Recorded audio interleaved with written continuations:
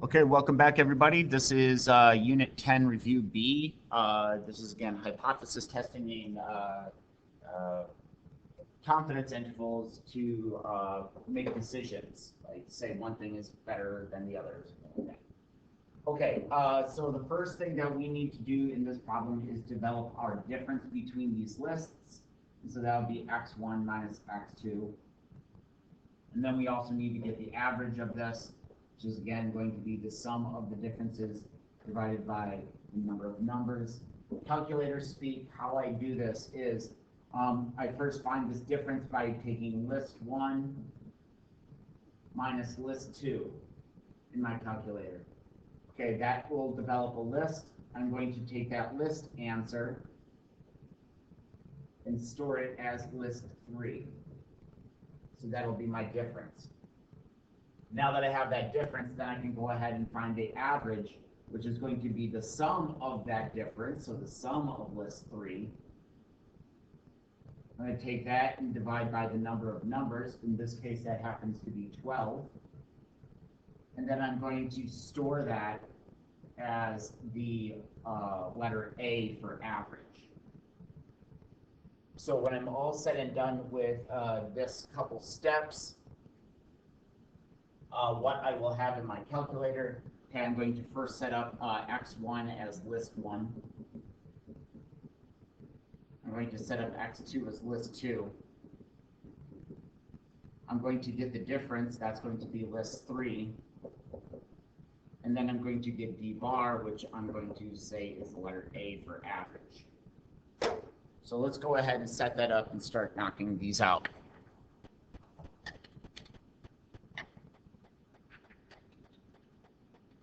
Sorry. All right, so here we go.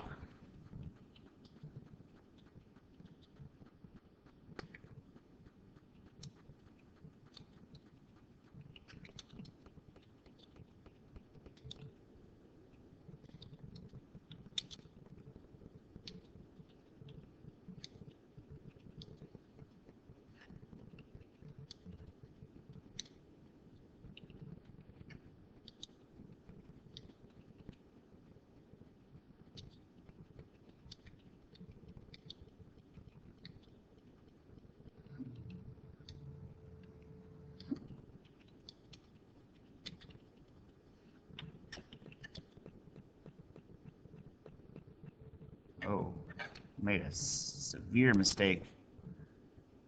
Let's take a look here. Sorry. 15, 5, 16, 10, 8, 11, 5, 15, 7, 16, 9, 7, 10, 9, 11, 6, 12, 7, 11, 1, 10, 1, 11, 3, 12, 2, 8, 9, 9, 7, 11, 3, 10, 8. Okay, here we go. 16.2. 16, 11, 3, and 11, 5. That doesn't belong. There you go. Okay. Okay, so I have the two things set up. I go back to my main screen, and I find my difference, which is x1 minus x2. All right, I take that answer, which is a list, and store it as list 3. I need to find the average of that, so I add up that list 3 and divide by the number of numbers, which in this case is 12. I store that as the letter A. Okay. So the sample standard deviation, we begin with the formula. S or SD, however you want to call it, is going to be the sum, open, open, of D minus D bar, closed, squared, closed, divide by n minus 1, square rooted. So to the calculator, that would be the numerator would be the sum, open, open, of D, which is list 3, minus D bar, which is A, closed, squared, closed.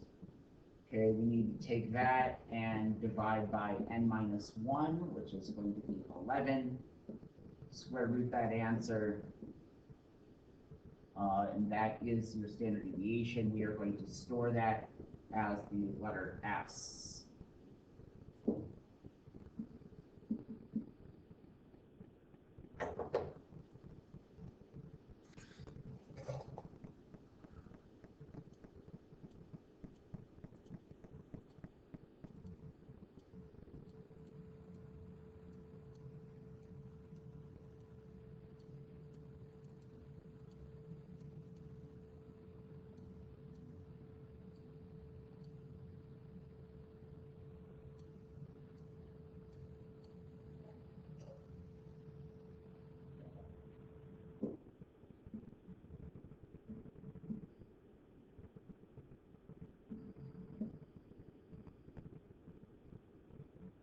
The sample test statistic T is going to be D bar divided by S divided by the root of N.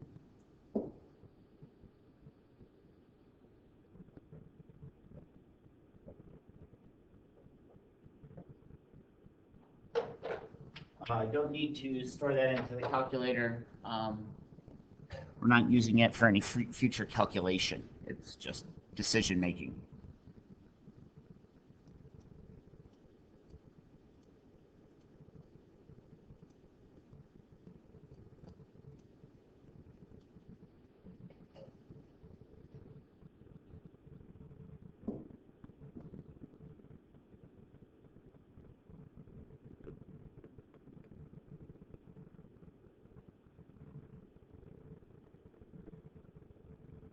Degree of freedom.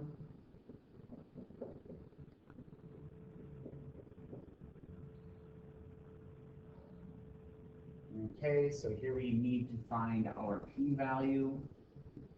Looking at the previous couple of answers, how are we developing that? Well, we have a t that is 2.2118, and we have a degree of freedom of 11. Looking at the next problem, this is going to be a right tail. Okay, a right tail with an alpha of 5%. So this is going to be a one tail area. We're going to look it up on the t-table. So 2.2118 with a degree of freedom of 11.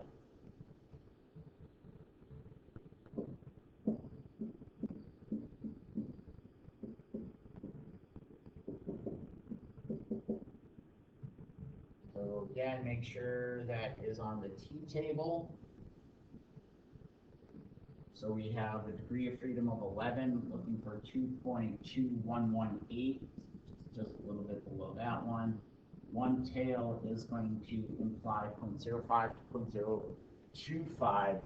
That's where 2.2, no, excuse me, I'm sorry. I got that in the wrong spot. I'm sorry. Sorry, let's take this again. 2.21 is a little bit bigger than that, so sorry. 2.21, 2.21. It's a little bit bigger than that 2.20. 2.21 is bigger. Sorry. So yeah, it falls in between those values right there. So we take a look at that on the t-table, and so it's between 0.25 and 0.010.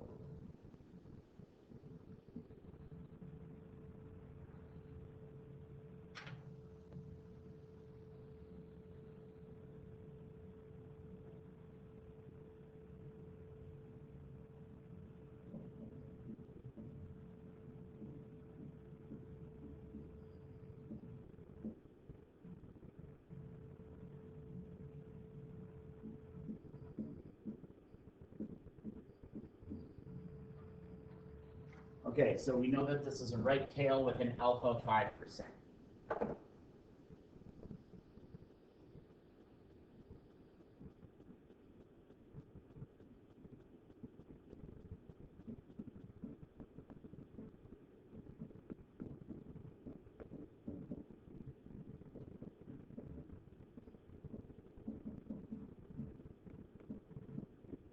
All right, so 0.025 is smaller. 0.02 is smaller than 0.05, so 0.025 is smaller.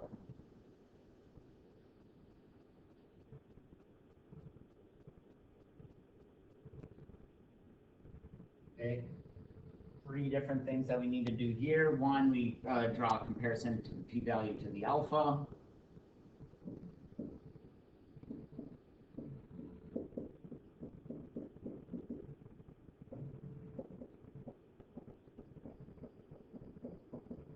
Okay, so we are accepting H1. Look up into the problem to see what that means.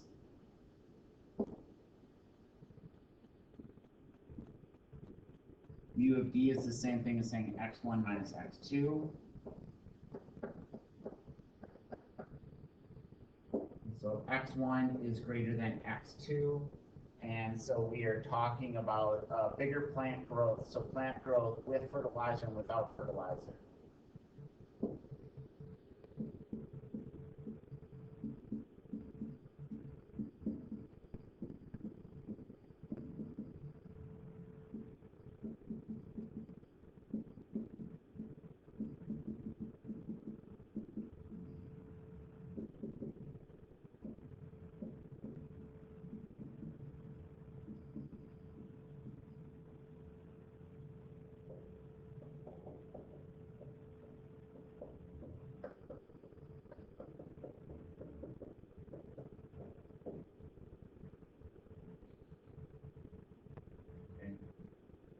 If these were like mu1 is greater than mu2 or something like that, then I would have to say the average.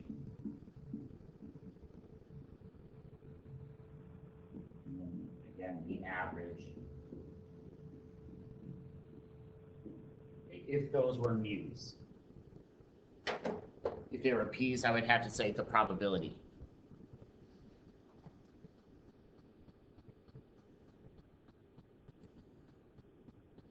Okay, here we have two confidence intervals, one with a sigma and then one with an S. This first one is with a sigma, so the margin of error is ZC sigma 1 squared divided by N1 plus sigma 2 squared divided by N2. This is square root. Okay, so the thing that we need right now is a ZC. They provide us with a confidence of 90%. So again, make sure you look at the Z table for this one, and that little box that's at the bottom of the Z table.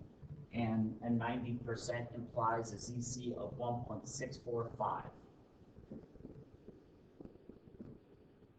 Okay, so from here, it's pretty much straight up type it into the calculator. So I begin with sigma 1 squared divided by N1 plus sigma 2 squared divided by N2. Okay, I get that answer, and then I square root that answer. And then with that square rooted, I go ahead and multiply by the specific ZC in this particular case. So here we go, sigma 1 squared divided by N1 plus sigma 2 squared divided by N2. Square root that, and then multiply by ZC.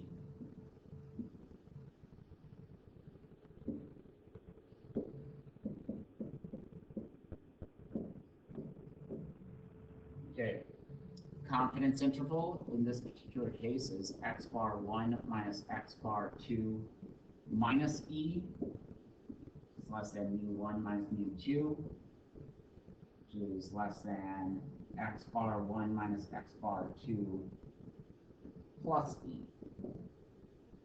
This middle piece stays exactly the same. I get the answer to the two sides. Okay, so the left-hand side is going to be x bar 1 minus x bar 2 minus E.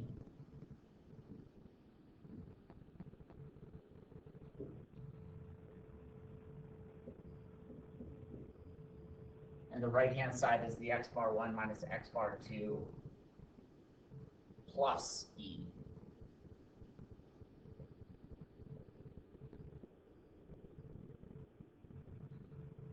Okay, what I notice about both of these things is that they're both positive.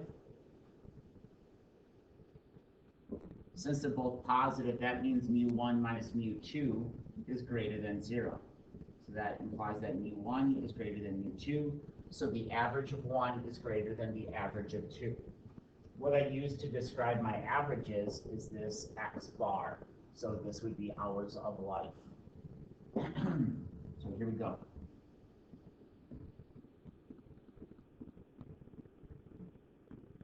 Very important that I use the word average.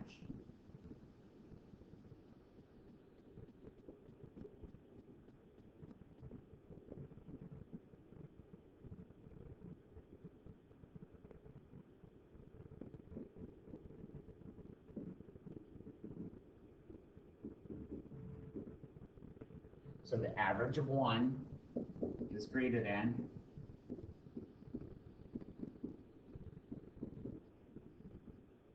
the average, and very important, the average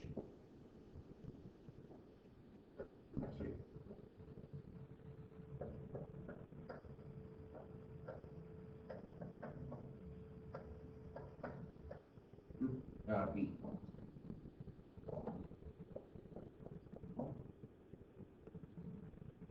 So the average of 1 is greater than the average of 2.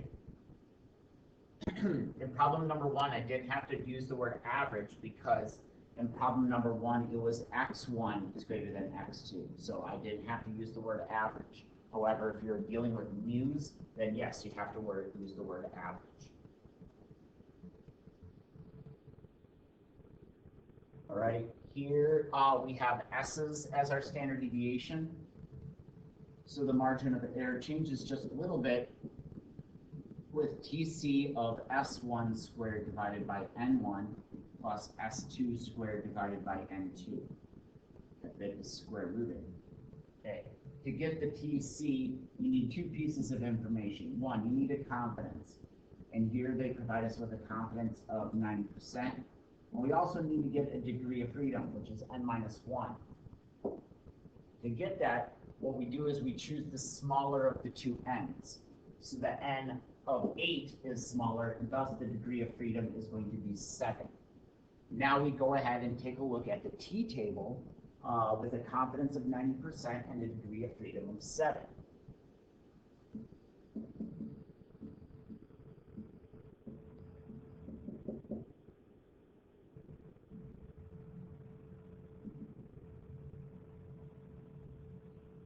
Okay, so we have a degree of freedom of 7 and a confidence of 90%. So those things intersect at an intersection of 1.895. 1.895 is now our TC.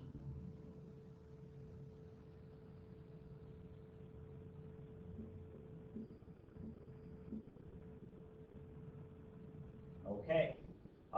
From here, it's just pretty much exactly what I did before. So I'm going to take S1 squared divided by N1 plus S2 squared divided by N2. N squared N2. I need to square root that answer. And then multiply by, so that answer, and multiply by, in this case, TC. So S1 squared divided by N1 plus S2 squared divided by N2 square rooted and multiplied by TC.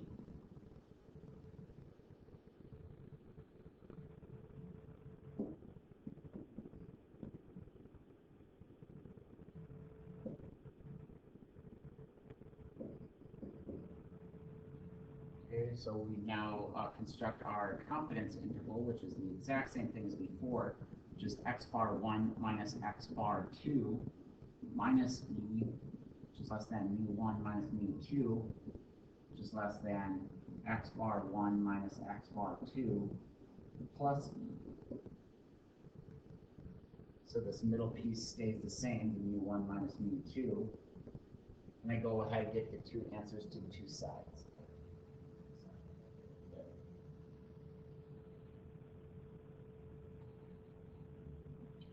All right, so here we go. X bar 1 minus X bar 2 minus E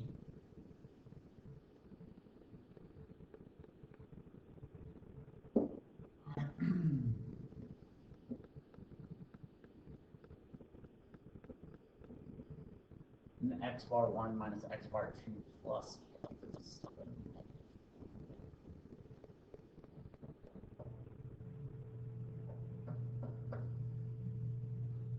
Okay. I don't know if you've actually even seen one of these before. What I see here is a negative negative on this answer here. A negative negative. Okay, so that means this middle part, mu1 minus mu2, is less than 0. That means mu1 is less than mu2. Okay, so the average of 1 is less than the average of 2. What I use to describe my average is the X bar. So that'll be the minute weight. I'll just call that weight.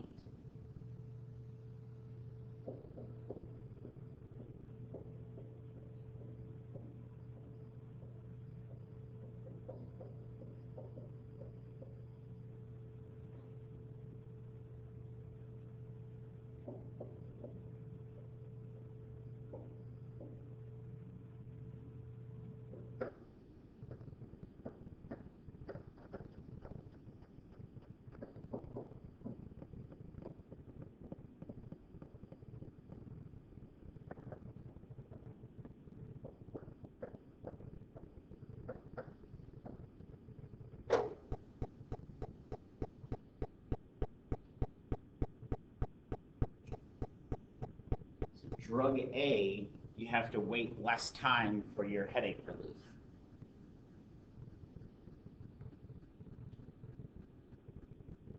Again, don't say words like drug A is better than drug B, or don't say it's smaller than or shorter than or things like that. Just stick to the mathematical words. Is greater than, is less than, is equal to, that sort of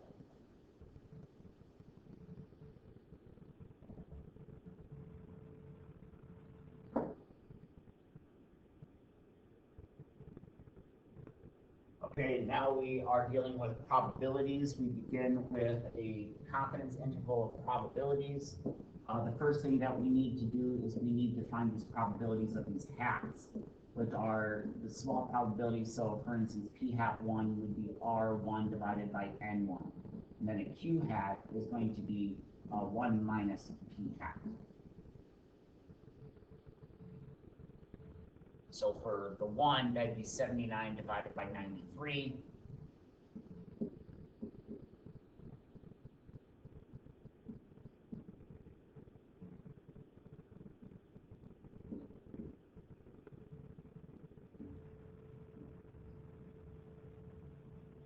And the other one would be 74 divided by 83.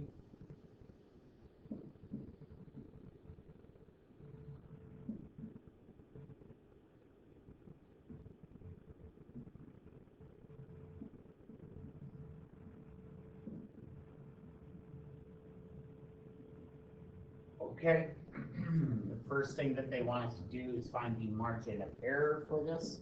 So the margin of error in this particular case is going to be ZC of p hat 1, q hat 1 divided by n1 plus p hat 2, q hat 2 divided by n2. That bit gets square rooted. So I still need a ZC in this situation. I notice that I have a confidence of 95%. So take a look at that Z table at the little box and look for a confidence of 95%. That's 1.96.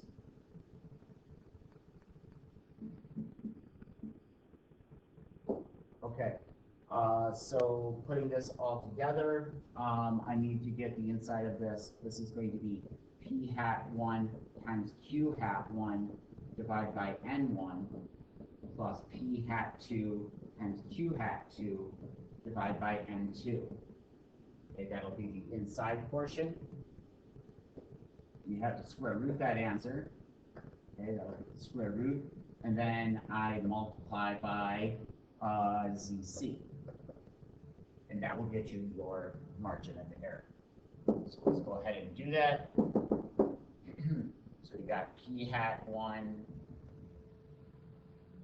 times Q hat 1 divided by N1 plus P hat 2 times Q hat 2 divided by N2. Okay, I square root that and then multiply by ZC.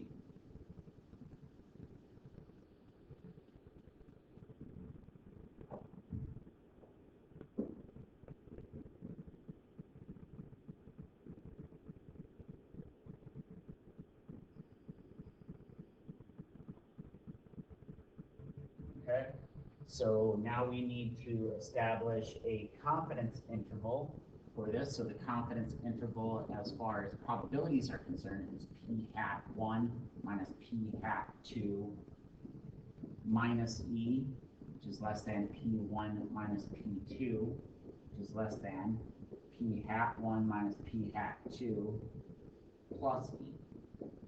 So this middle piece stays the same, just like the mu's did in the previous problems. And I get the answers to the two sides. So the left-hand side is going to be P hat 1 minus P hat 2 minus E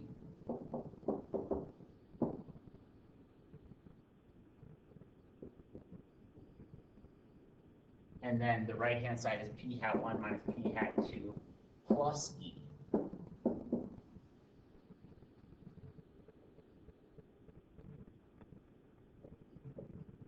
What I notice about that, this answer is negative and the right answer is positive. And so what does that mean? Again, this applies to all the previous problems before. What that means is this, is P1 minus P2 is I don't know to 0. Thus P1 is question mark to P2. All right, so other forms of this answer would be if, like, you know, mu1, so there might be a, the other forms of this answer, okay. So there would be the case where the p-value is greater than alpha, which means do not reject H naught, which means H naught, which usually says mu of D is equal to 0. That means x1 minus x2 is equal to 0. That means x1 is equal to x2. And then, yeah, so that's like another version of this answer. And so how do I say this? As well as when I get, you know, mu1 is question mark, mu2 in the comp. So all of these will share the same type of answer. Okay, all of these different scenarios will share the same type of answer. And so here is that same type of answer. We begin this with, we are unable to prove a difference between.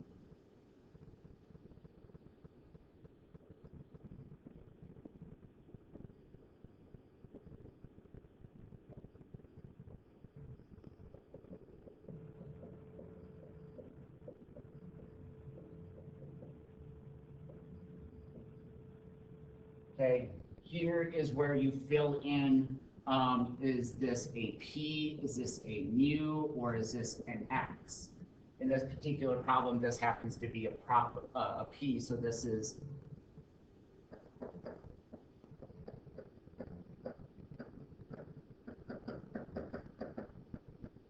okay, so this happens to be the probability. Your other alternatives would be the average.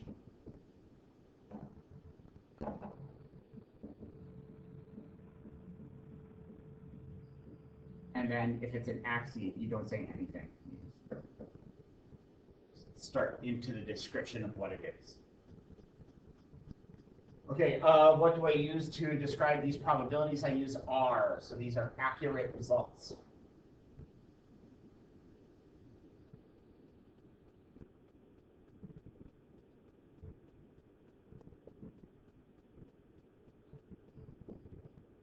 And then, in essence, we say 1 versus 2. 1 versus 2. So whatever 1 and 2 are. So 1 in this case is population 1, 2 is population 2, or AKA face-to-face or over the phone. I'll just keep it with population.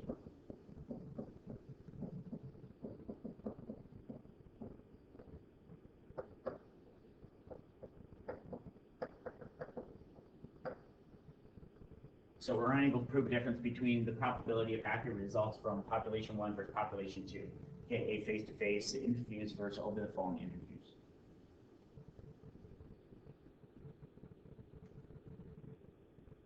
And this type of answer would again apply to these different situations right here. If that's your results, this is kind of like the writing prompt you use.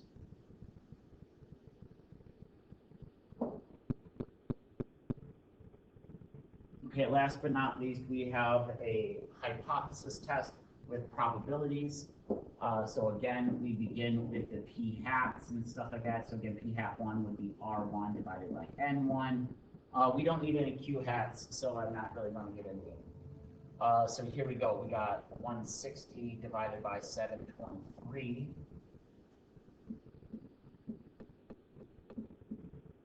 And the other one is 175 divided by 650.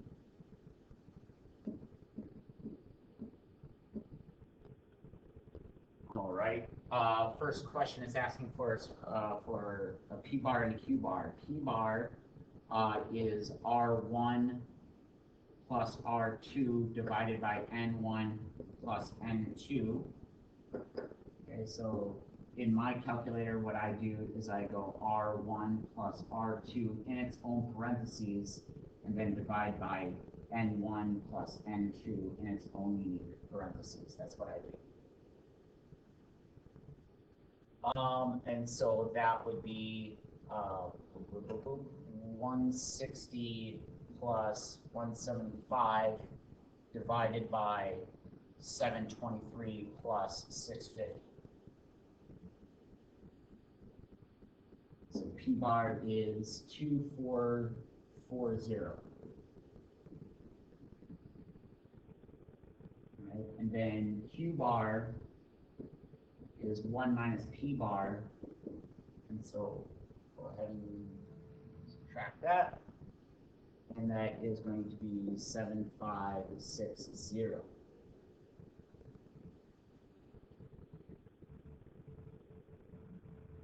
Okay, this is asking for a z-score. So the z follows the formula. P bar, Q bar divided by n1 plus P bar, Q bar divided by n2 square root as a denominator of p hat 1 minus p hat 2. How I do this in my calculator is this. Begin with the bottom inside. So this is going to be P bar times Q bar divided by N1 plus P bar times Q bar divided by N2.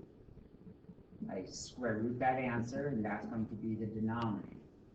So what I do now is I take the numerator, which is P hat 1 plus P hat 2, excuse me, minus P hat 2, sorry. Minus P hat 2, and I divide by that denominator that I just created.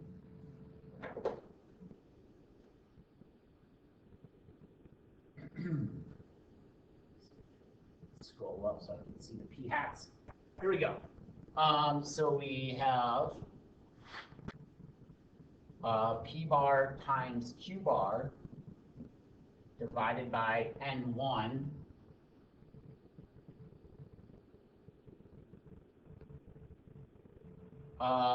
plus P bar times Q bar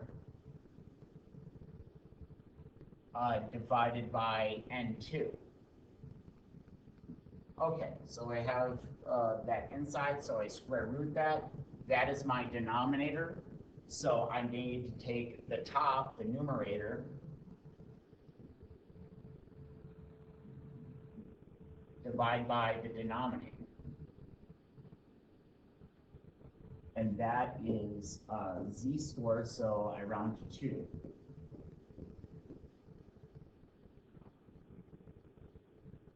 Okay, now I need to find a p-value and draw a sketch. So the p-value in this situation is built upon, in this case, a z of negative 2.06. So that one's pretty easy. Again, even if that were a positive 2.06, always look it up as a negative. And this is obviously on the z table. So negative 2.06 would be 0.197.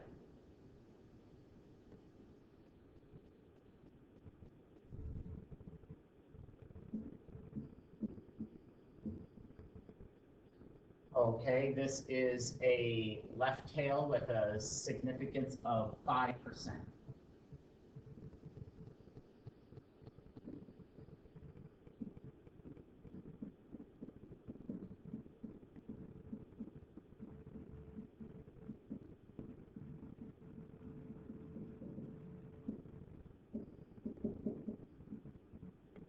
All right, so our p-value is 0.01.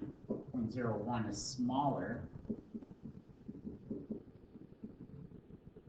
And so it falls into that rejection zone. The distance from the edge is shorter.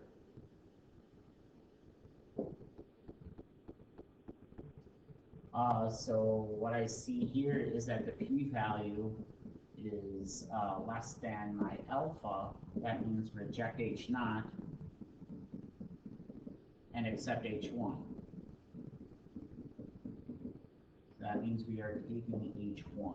Okay, so H1, here we go. We go to the next problem here. H1. H1 defines PD is less than 0. Okay, similar to the mu of D was x1 minus x2. PD is P1 minus P2, those things standing for probability. So this says P1 minus P2 is less than 0, thus P1 is less than P2. So the probability of 1 is less than the probability of 2. I look at the R to describe the probability. That is what, registered. Okay, so the probability of, I don't know, being registered or something.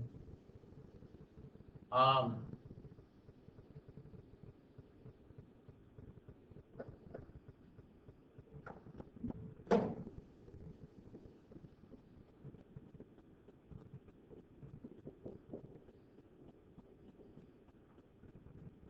gotta read this just a little bit more. Voter registry. Okay, but that actually registered.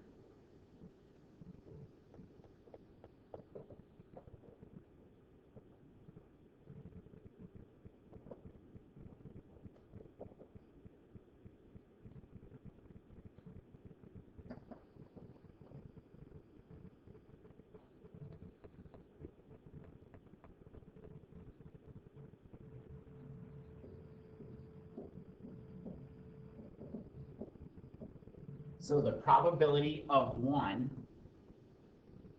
is less than the probability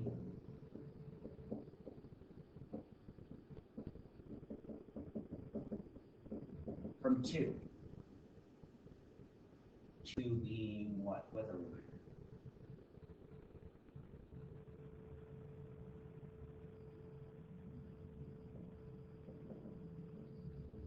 So if you remind people that they need to register, they will. Sort of idea. The probability of registering to vote from no reminder is less than the probability from a reminder.